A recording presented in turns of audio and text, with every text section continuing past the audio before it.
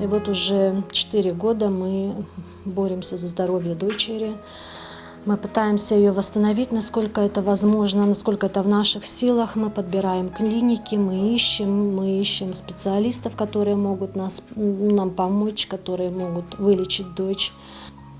Прохождение реабилитации нужно как минимум 2 раза в год.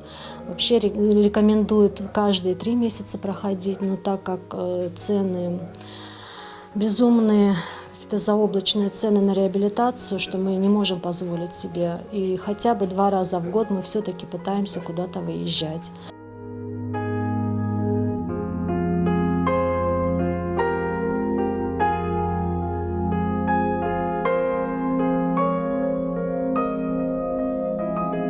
Помогают люди. Низкий поклон всем, низкий поклон просто от всей души благодарим. Потому что без помощи людей мы просто бы не восстановили дочь даже вот в том состоянии, в котором она сейчас находится. Подвижки у нас есть.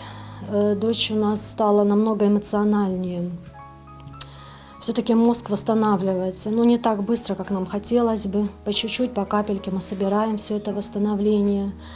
Стала улыбаться, эмоции проявляет, она пугается, она боится чужих людей, она боится чужой обстановки, непривычной, она сразу прячется, вот как бы закрывается.